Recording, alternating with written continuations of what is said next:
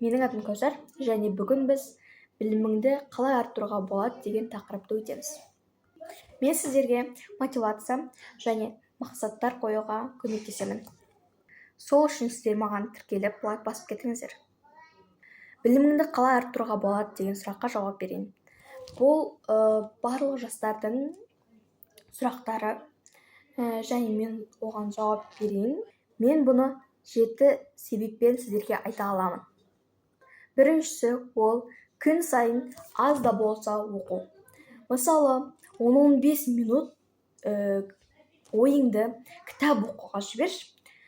Мысалы, ең басында сен кітап оқи алмай, ойыңды үйрете алмайсың, иә?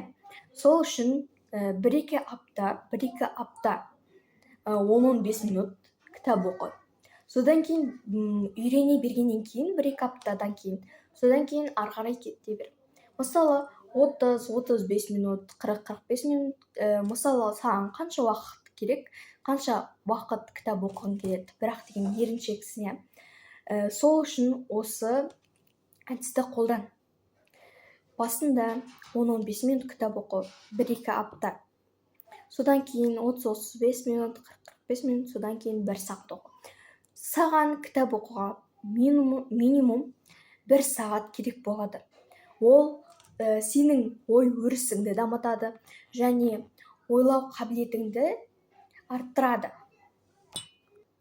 10-15 минуттық тұрақты оқу саған ұзақ уақыттағы үлкен нәтижеге әкеледі. Сол үшін кітаптың оқу пайдасы өте көп. Ал енді екінші себеп. Екінші себепте сұрақ қойып үйрену. Мысалы, ол қалай? Сен деген, мысалы, бір тақырыпты, немесе бір есепті түсінбей қалсаң, сен бірден бір адамнан сұрауың керексің. Кім біледі, қай адам біледі, сен содан сұрап үйрену керексің. Мысалы, сен бірдеңені түсінбей қалдың ба? Мысалы, басқа жаныңдағы отырған адамға айт. Мынаны түсіндіріп жіберші, мен деген бұны білмей қалдым, мен бұны түсінбей қалдым деп. Ал егер сен бір өзің жалғыз оқып түсінбей қалсаң, онда интернетті қолдан.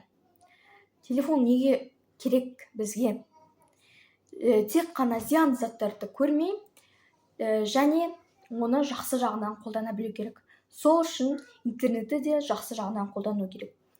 Содан кейін сен мысалы білмей қалсаң, өзің жалғыз отырсың, бірақ сен сол тақырыпты білмей қалдың. YouTube'да толып тұрады. ChatGPT'ден қара, немесе интернеттен қара. Әр жерден қара, әр жерден шығады, әр жерден жауап шығады. Жауабы шықпайды деген тема жоқ.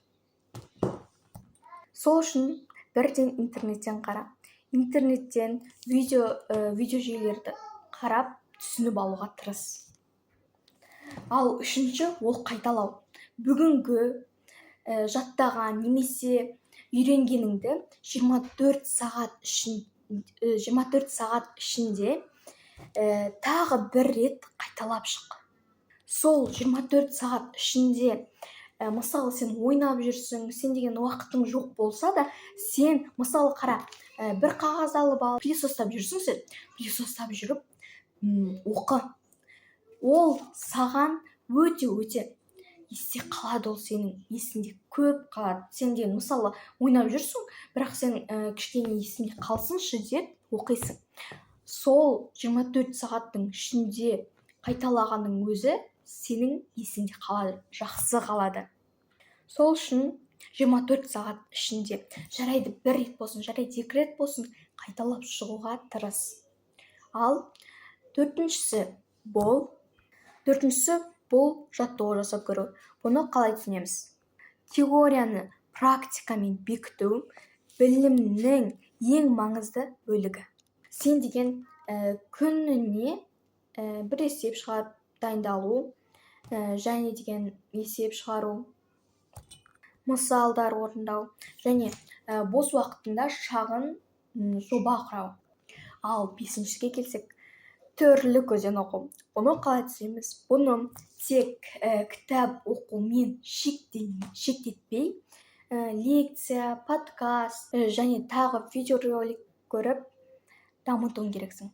Нақты айтсақ, бір кітаппен шектелмей видео, лекция, подкаст форматтарына да қолдану керексің. Алтыншысы ол мақсат қою. Мақсат қою дегенімізді қалай түсінеміз? Мысалы, сен бір тілді немесе екі тілді үйреніп жүрсің. Мысалы, ағылшын немесе орыс тілі немесе тағы басқа тілдерді үйреніп жүрсің, иә. Содан кейін өзіңе нақты мақсат қойып үйренуің керексің. Мысалы, аптасына 10 жаңа сөзден жаттаймын. Немесе күнде бір есептен шығарып отырамын деген нақты мақсат болу керек сенде. Сондай нақты мақсаттар саған мотивация береді және мотивация келеді. Сол үшін мақсат қоя білу керек. Ал ең соңына келсек, 7-шісіне келсек, ол дұрыс орта. Дұрыс ортаға бейімделсең, өзің де жақсы болуыңа тырысасың. Және мысалы қара, дұрыс ортаңда адамдар деген білімді, блогерлер, табысты, ісіңмен және тағы басқа күшті ортада жүрсің, сен. Ал сен бірақ өзіңде мақсат жоқ, сондай болып жүрсің. Содан кейін сен оларға қарап бейімделе аласың. Мысалы, сол адам блогер ісімен болса, сен де еще білімді сондай болады, иә. Содан кейін сен де өзіңе айтасың, мен де сондай болғым келеді, мен де тез үйренгім келеді деген өзіңде ой пайда болады. Ортаң қандай болу керек? Білімді, иманды жағынан және бір тақырыпты талқылап, оймен бөлісіп сондай. Және сен орта ғана емес, сен және мұғаліммен сөйлесе алуың керексің. Ол білімді тез өсіреді. Содан кейін сен мысалы бірдеңені білмей қаласың, ал сенің ортаң оны нақты біліп тұр. Сен содан кейін олардан сұрайсың, қалай істесем болады, көмектесші деп. Олар саған с удовольствием көмектеседі. Өйткені сен дұрыс ортадасың және сен де сондай болуың керексің. Мысалы, сенің дұрыс ортаң жоқ болса, мысалы, сенің достарыңда жоқ болса, мысалға, кейбіреуінде достарда жоқ болады, ал бірақ сен достарсыз-ақ сен өзің дамыта аласың. Сен өзіңе мақсат қойып, осы жеті, немесе подкаст көріп, және тағы басқа әрекеттерді істеп, өзіңді дамыта аласың. Сол үшін дұрыс орта болу керек, және осы мен айтып шыққан 7 әрекетті істеп шық. 7 себепті қайталап көр. Және менің осы видеоролигім сіздерге қатты маңызды болды деген ойдамын. Сіздерге көмек берді деген ойдамын. Бұл менің екінші видеоролигім болды. Алдыңғы бөлімді көрмесеңіздер көріп шығыңыздар. Ол кезде мен өзімді таныстырдым. Бірақ ол кезде мен кішкене қобалжып, кішкене бірінші видео болғаннан кейін қобалжыдым. Бұл менің енді екінші видеоролигім, бірақ мен уже қобалжу дегенді ұмыта бастадым. Көрдіңіздер ме қандай? Жарайды достар, видео ұнаса лайк басып тіркеліп кетіңіздер. Сіздермен болған бүгін Орасан Көсер. Сау болыңыздар.